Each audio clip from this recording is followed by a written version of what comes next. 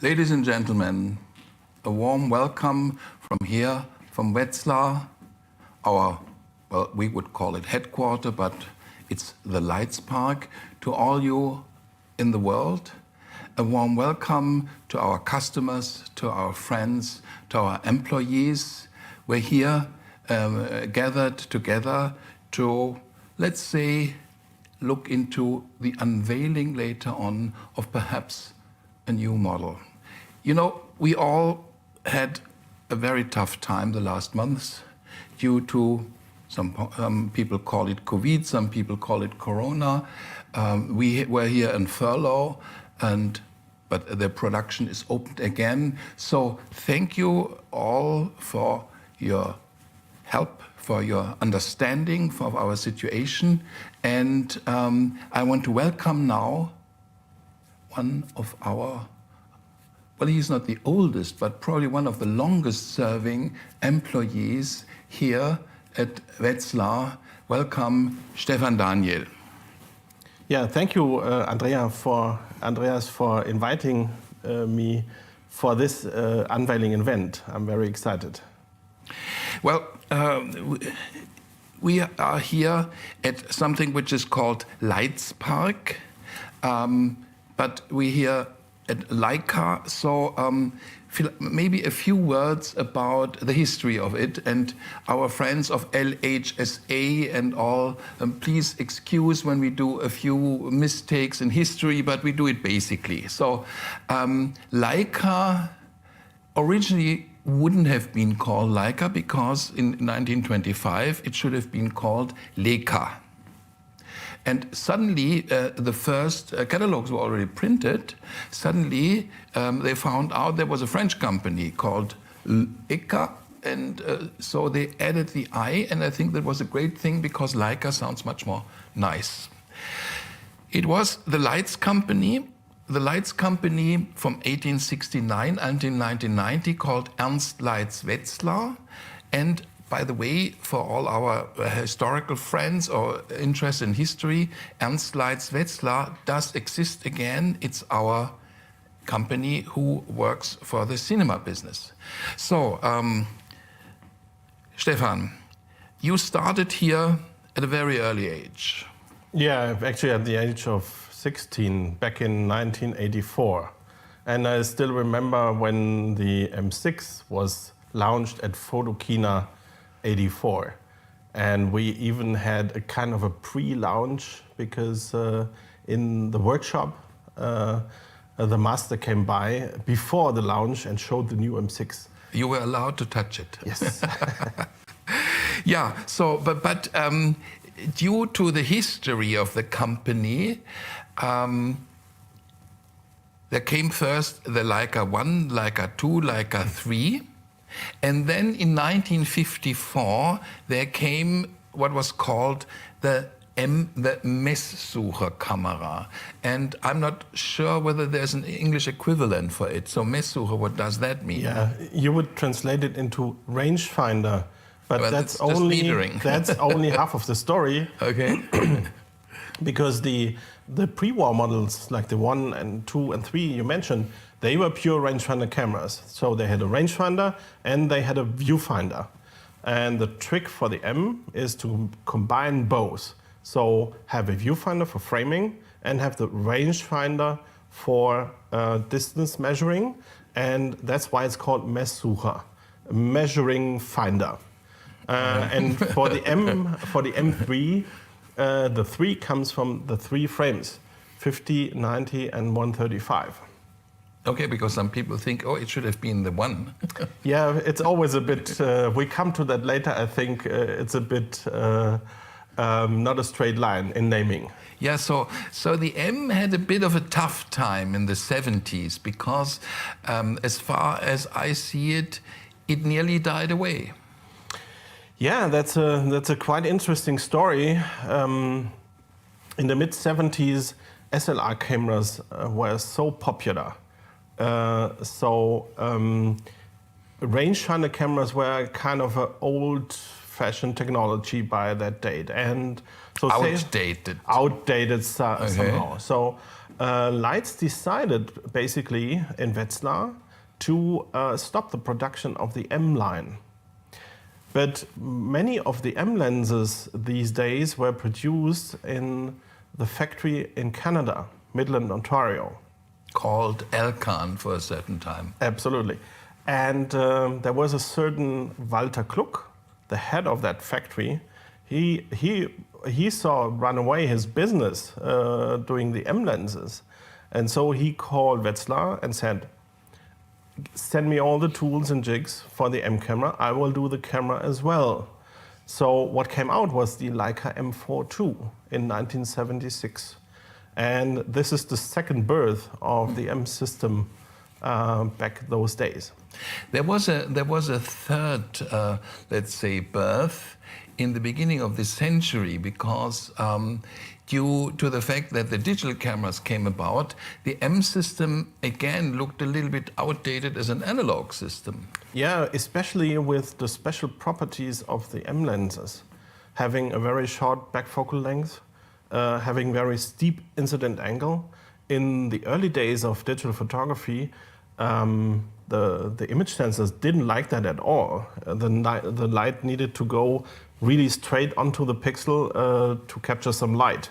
So, and the M lenses didn't have that property. They had a different architecture, still Absolutely, have. because they were not made to be digital. So what we did is we adapted the digital part to the existing M lenses and not the other way around like many others did. We had a little bit help from, in those days, very famous company by then. Yeah, based in Rochester, USA, Kodak. They did the first generation sensors, not only for the M8, but already for the DMR, the digital back for the R8, R9 cameras. Well, and then 14 years ago, we were able to show the M8, which sensor-wise was not a full format. It had a, I think, APS-C plus or whatever. Yeah, the crop called. factor was 1.3, which led to the point that a 35 had the angle of a 50. So at least you could find a bit your viewpoints and angles you were used to from analog time. There's still a very interesting lens from this time. It's the Tree Elmar, the 16-18-21. I think that was especially done for the M8, right? Yeah, to cover the wide angle range, yeah. But it performs on full frame as well. Yeah, and it's still in the range. Then we had 09, September 09. Also the first streaming, I think it was the first real streaming event for the Leica family in New York. And I think the server capacity was not enough. Yeah, some had some technical difficulties. I remember we were sitting in Vienna at the former Leica shop and waited for the screen and it was black. Yeah. So that was 09. Yeah, that was the M9. The first full-frame mirrorless camera of the world, by the way. And the M9 really paved the past, paved the way to the future of Leica. And then we came up with another camera without a number after the M. Yeah, I was involved a little bit in this because at this time we tried to keep the numbers away, and I used a saying which is originally from Gertrude Stein. She said, "A rose is a rose is a rose is a rose," and I said, "An M is an M is an M is an M." So keep the numbers away, but. It seems our customers didn't like it because it's nowadays called, I think, M240. Yeah, the M240. And the 240 did stand for the internal product code, so the type number. So it became a product name, which led to the point that we got back to the numbers. Okay, so then we came to the M10. I was 17, I think, right? Yeah, January 17, 2017. So 3.5 years ago.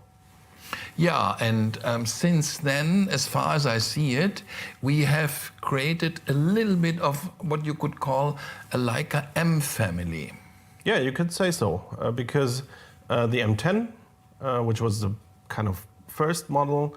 And then in 2018, we had the M10P.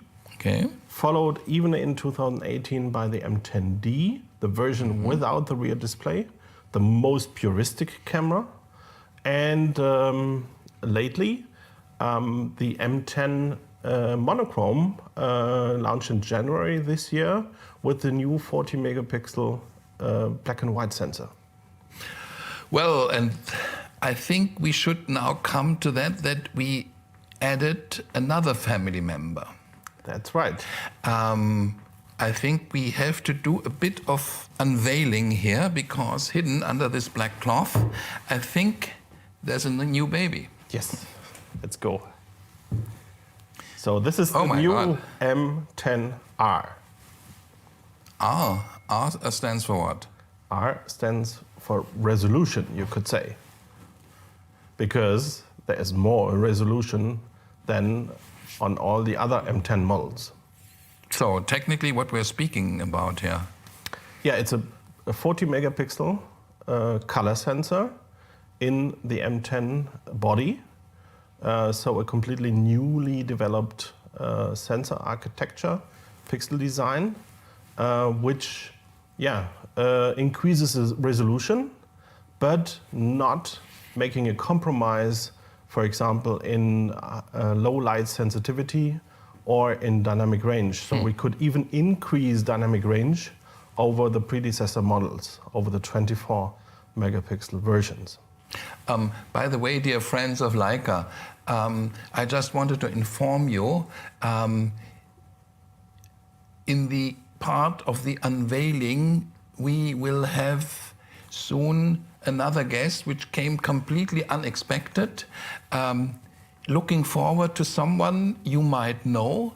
Actually, I think when I counted correctly, he has 2 Oscars, so stay tuned. Something will happen there. But it's coming back to the M.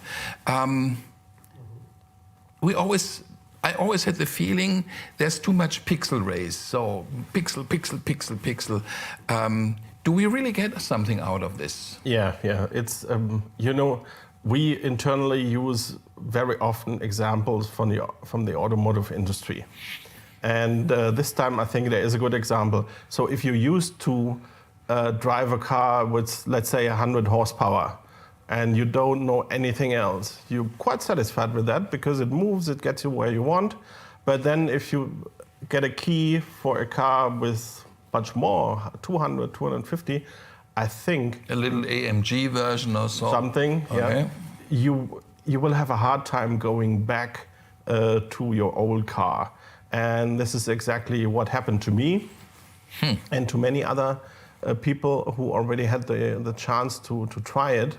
So I would say, yes, there is a certain pixel race, and the pixel race can be negative if you have to give up something. But in this case, we don't give up on sensitivity. We even add, it's fairly good. And we even enhance dynamic range, which is, to me, even more important than high ISO. That was always the key thing for digital cameras. Absolutely, yeah. And so I think if you can manage the slightly bigger file sizes, you have no compromise to make. We have a few examples here in the back, as far as I see it, from shots from the pre-production models, right? Yeah. So behind me is a picture I have taken, and if you crop into that picture into a detail, that's taken at ISO 6400. Yeah, 6400. Yeah. And of course there is a certain noise, but it's well controlled. And imagine such a picture like 10 years ago, you would have only dreamt of. Absolutely, yeah. So, and regarding the Leica lenses, doing M lenses since 1954, are there some backfalls if you would use older lenses here? That was a bit of a fear in the beginning, but we could already say that even older lenses perform very nicely on the new camera. what we can say is that really the character and the signature of these older lenses come out even better. So if you want to create a kind of a retro look, these lenses will do very good. So if I would use, let's say, an old 35 3.5 from 61 or so, it would work. It would work, of course. That's like always with the M system, one of our pillars, that everything is backwards compatible. So if you would stop down that lens, it will even do in terms of resolution very good. Yeah. But of course, the newer designs are more suited to be used with full open aperture. And they already do. That would have been my question, because if the old lenses do work, so why do we produce or develop new lenses? Yeah. Which is complicated. Yeah. So here on in your bag we have an example with a lens really shooting full open aperture at very high detail rendering and resolution. So the older lenses can't do that. You have to stop them down a bit. But the newer designs, if you want to have a pinpoint sharp picture, then you better use a modern design. That means, dear friends of Leica worldwide, it still makes sense to buy a Leica lens, and you heard it by our specialist. By the way, we have a little bit more of a family member. This is the Leica S3, already a little bit battered. I did throw it around. What's the family connection with the M we're presenting here? I would say the heart is the same, or kind of, because the pixel architecture, the pixel design is the same. So here we have a 40 megapixel in full frame, and here in medium format we have 64. But the basis is the same. And I think even the processor is the same.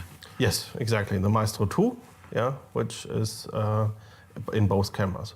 Some people might not know it, but we're developing together with partners processors since 2006 or so. And there will be probably also some further room to go. Question, could I compare this to an M10P? Would it be completely different in how I use it? So from the outer design, you will find the M10. But because it has the red dot and no Leica script on the top, but in terms of the other technical features, it's more an M10P because it features the very silent shutter, and it features also the touchscreen, which is to the M10P. So it's kind of a blend of the best we have. If you would decide, if you would, let's say, have to go to an island for 1 year, which M would you take with you? It's right here. It's right here. With that lens, yeah. Okay, so by the way, I think we might have an unexpected guest. Hi, hello. In Austria, nowadays we do it like this. The funny thing is you have to cough here into here, but Thank you. We have a guest planned, completely unplanned. Christoph Walz, Austrian, American. I don't know. Does it make any difference? We don't know. To me it does, yes. Yeah. So we were just presenting here the new M, and Christoph was here as far as I know, as a customer. As a fan, we have to work on that. Okay. No, not much work necessary, I can tell you that much. Okay, so we were just presenting this new baby. We were talking about the pixel race, and on the other hand, you are here behind the S. But if you would, as a customer, have to decide which Leica I would go, are you already somewhere there where you say, that's the one? Completely. Completely? Completely. Okay. Neither of those two, because I'd be afraid of them. Afraid? Yeah. You know, my clumsy, sort of ignoramus fingers. You know, this is. I wouldn't play on a Rizzoli or Steinway either. You know. But you know, as you're in the movie business, in the cameras, you always need to know what to have to do. So as an actor, you have not a clue what they're doing. I do. That's exactly why I'm here. Yeah, because you're a director. That's exactly why I'm here, because this is one of the most fascinating fields. But I can tell you, it's not that difficult. Yeah, usually we say half an hour. Yeah. M? And then you do your first shot. Yeah. And then Yes, well, that may be the case. and with the M, we always say, you know, an M tells you how to focus. And I think this is not a bad thing in life. Yeah, but I'm not sure. It sounds very good, but you would have to say that. But we have other family members within the portfolio. Yeah. So Christopher, when did you come by? Because I just heard 2 days ago that you're visiting here. I always wanted to come here, always did. Oh. And I seriously, and I, you know, our mutual friend Hubertus zu Hohenlohe. Oh right, yeah, sure. I wanted to come with him, and he doesn't have time, but I do. And I said I'm not prepared to wait any longer, so that's why I'm here. So that means you're also planning more of a director's career. Yeah. Well, but you know, I started years ago, and more it's moving that way. Yeah. Maybe we can then later on, when the bloody camera's away, can talk about what we can do. Because as you know, on this side we have a tiny little company called Ernst Leitz Wetzlar, doing the lenses for the cine business. I have used them. Which one? Well, as a matter of fact, I'm not sure which one we chose anymore, because we were testing them, Okay. 3 of them. Yeah. And there was a very recent one. Okay, these are the new primes. The new Leitz Well, they primes. were all primes. Yeah. They were all primes. Because one of the lenses, they have a sort of connection with you, because the Samilux C got a technical Oscar. But only one. I think you got 2. Yeah, but I only have 2 eyes, you know, and they have, I don't know how many pieces of glass. Okay, so coming back short a bit to the launch here, if you would sell this to someone like him, Go ahead. what would you do? What would you tell him? Why should he buy an M? Because in the end, your pictures will be better than before. And not on a technical level, but on what the pictures are really in quality. Yeah? Because this camera will sharpen your eye to make up your mind before you actually take the picture. That, You I mean would say, this is the effect of the rangefinder? Yeah, and Which that you we know in English it should be called not rangefinder, it should be called frame rangefinder, Yeah. which does not exist. Yes, exactly. Yeah. So that I would say is the key, that you have. Yeah, as a director, you do that because you're analyzing the scene, and then you just frame it. Yeah, and this is what the M can do better than any other camera. But as a customer, you could say, "Oh, that's not cheap. That's price-wise, you know." Well, that may be, but I would, when I say I'm afraid, you know, I say, well, this is you know, too advanced for me. This is too, not necessarily complicated, because I think I would entrust myself with learning it with a certain effort. But I would always be so humble. I say, you know, if you take a Leica at all, you know, if I should be so bold as to dare taking a Leica, I would always go for the Q, you know. Okay. Yeah. Yeah, and the Q he could also use then for 4K shooting. So we still kept the video out of the M.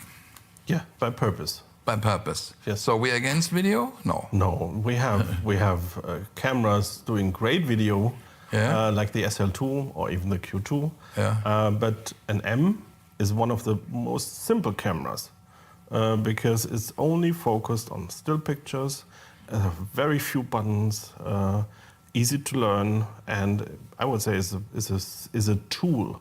It's an instrument. It's not a machine, and so the M plays that role in our portfolio. I would say best, and we have other cameras like the SL2, which are perfect for video. Okay, so I heard once from a customer he came from Asia. He said, "I can't use the M. I'm not old enough. I have to be above 40." True or not true? We have so many customers at the beginning of their 20s. Yeah, it's not a matter of somewhere in age. the 40s. I wouldn't have that problem. Okay. Yeah. So the M10R, which stands for resolution, that's our new baby to the whole family. And so we hope that our customers worldwide will see this as a very nice baby. We hope that worldwide our friends, well, sometimes we say it's the Leica family. Yeah, because we always hear this from Leica customers. When a Leica customer sees another one with Leica, they usually start talking about the camera, and then something starts. So we hope that the Leica family worldwide will see this as a new baby, because at the end, as you know, we still have to sell products. And we think this is a great product, and we hope that our friends worldwide see this as an object of desire. Stefan,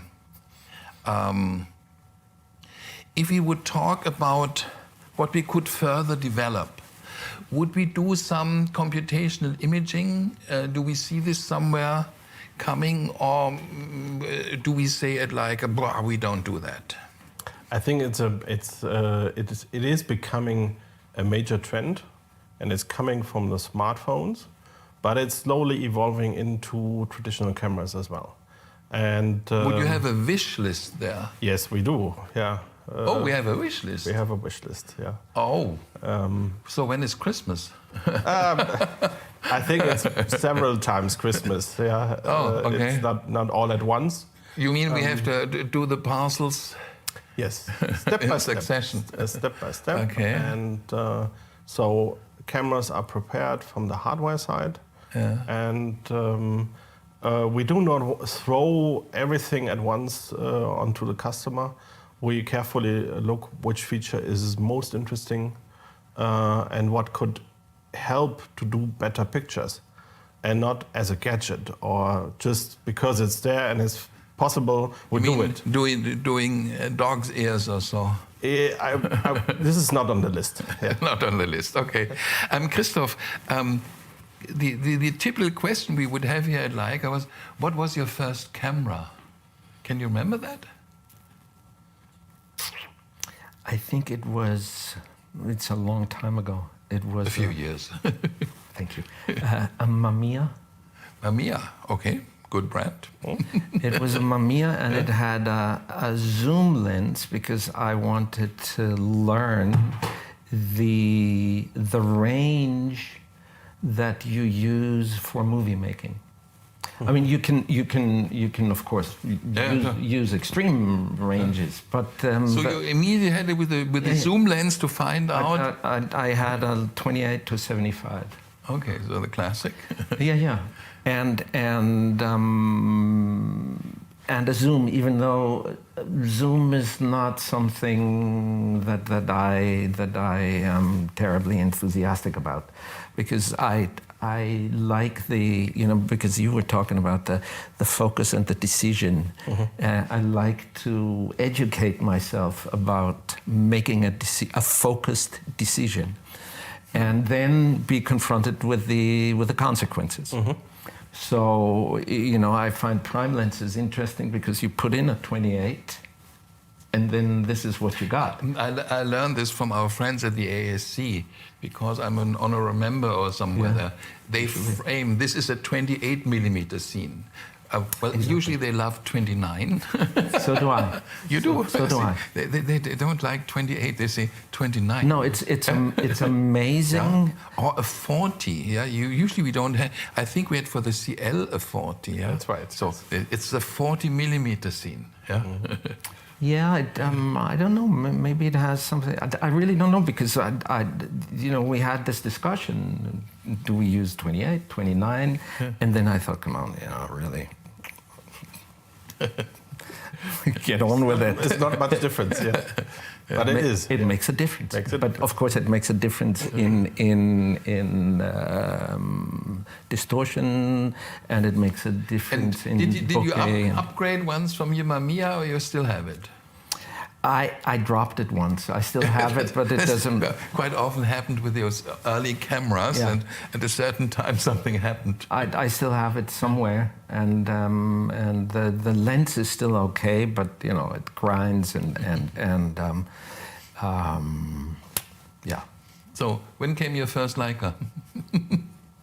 I don't have one. Wow! Okay, as we said, we have to work on that, Stefan. And as I said, you don't need to. So, friends worldwide, this is with a little bit of unplanned interruption. Thanks, Christoph, for coming. This is the unveiling of our new M10R. We worked quite a bit on it, yes? Yes, yeah. It started a few years ago. Yeah, but a lot I of think effort went into it. It was worthwhile. Yes, I can guarantee. So, dear friends worldwide, dear employees, dear family members of the Leica family, I hope you have a safe time, you stay healthy, and we hope to see you maybe in the stores to have a look at it, because as far as I see it, from the 20th of July on, the sale starts worldwide. So, hope to see you another time, maybe then in a live event, and goodbye and good luck.